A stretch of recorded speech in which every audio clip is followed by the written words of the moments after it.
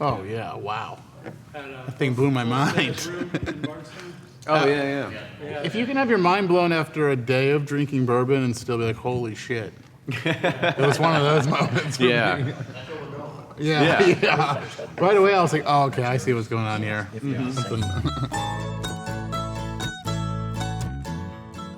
Yeah, as being a small company and making sure that we have to continually try to open up the minds of other consumers as well. I mean, our concept it's different. It's foreign than many, thinking of blending, because a lot of distilleries are maybe a couple mash bills, maybe 3 mash bills with hundreds of different warehouses and 50 different labels, all branded different ways. So we really wanted to focus on making sure that we can blend to create something completely different and not just rely on one particular mash bill to be our differentiator. Yeah, how much do you feel like you're fighting like mythology? Like, I mean, obviously, you know, every day. Yeah, I mean, it's one of those things that traditionally American whiskey has always had this idea of you have to distill it here, you have to make it here, it is ours, it's the badge of honor that you do have. But we're trying to kind of buck that history just a little bit, because for us, it didn't make business sense for us to put a still and have a copper pipe over here and have us look at it every day. And we didn't want to start our careers over being distillers. We really wanted to focus on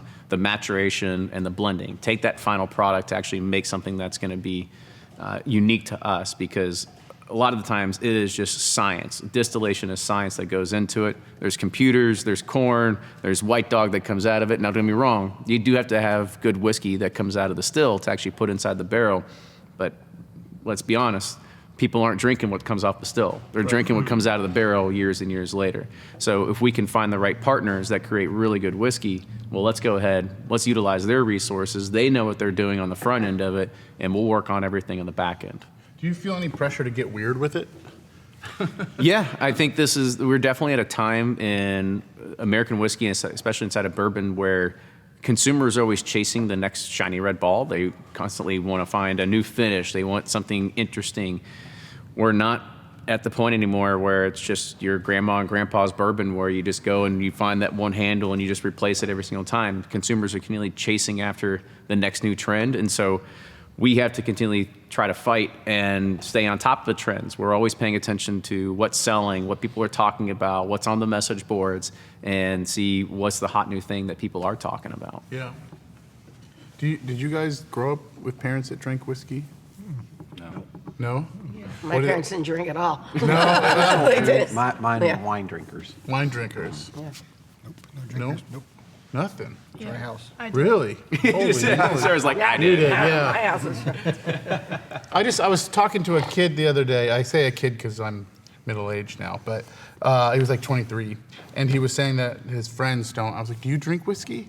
And he was like, no. I mean, I wouldn't buy a bottle. I mean, I've had it, shots of it or whatever. And it sort of freaked me out, because I was like, oh my God, am I like aging in? Did I age into something, or is like whiskey changing, or am I changing, Yeah. Sort of like, thinking about trends and how these things, obviously we know that whiskey had this like big drop, and then now it's on this crazy, trajectory. It's just like, I'm kind of curious how we, like when you're telling a story, and especially a true story, how you sort of stay attached to the wave, or if you just say, I'm not going to be part of that, I'm going to be part of something else. Yeah, I mean, this is all storytelling at the end of the day, right? I mean, people want to have connection with the whiskey. They want a connection with the brand, whatever it is. They want something that they can talk about their friends with, whether it's to impress them or whether it's a status symbol or anything along those lines. And we just have to kind of look at it and really focus on being truthful, not just in our marketing, but as well as the whiskey, because we don't hide behind some mystery juice. We're transparent about everything. And I think that's the thing that makes us different than a lot of folks, is just because we do bring that level of transparency. We're able to tell you exactly what goes into it. We tell you our blending methodologies. We tell you exactly where the whiskey's coming from. Mm-hmm. But the only thing we try to keep away to ourselves is just exactly the ratios inside that blend. So we make sure that we create a consistently good product every time because of that. Yeah. Doing store tastings and events, younger drinkers or new to the game drinkers are super receptive to this concept of something that's new and different. There's a lot of other drinkers that have been doing it for a while. They're more entrenched with their brands, and this is what I Right. drink, as opposed to something like this that's got multiple states going and it's blended. There's a lot going on, and a lot of younger drinkers are really receptive to it. Yeah. I was very happy that, as a New Yorker, hearing New York, mentioned is a very nice.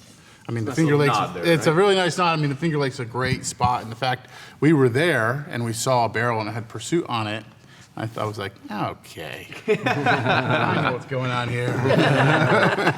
Found him out. Like I Found 'em. said, one of our great partners, and the cool thing about Finger Lakes is, I mean, they're a true craft distiller Yeah. in regards of all of our other ones. I mean, when we do our new make runs at Finger Lakes every single year, we take 3 months of their production Really? for our products. Wow, Yeah. that's insane. Yeah, 'cause Holy moly. they do 10 barrels a day. We get 100 or so from them, so the math adds up pretty quickly. Wow, that's crazy. When we were in their little warehouse there, Caleb went the following week and he said, "How much of this is for Pursuit?" And they were like, pretty much all that, like it was a lot, it was Well, like, it's such an interesting region too. I think the big guys can't tell the terroir story in a way that craft can, and so that's nice that you're able to sort of infuse that. And thinking about New York, not that this is about New York, but I'm gonna ring the bell. I just feel like, it's such a unique region, and you have such an interesting opportunity to infuse a very unique flavor into things.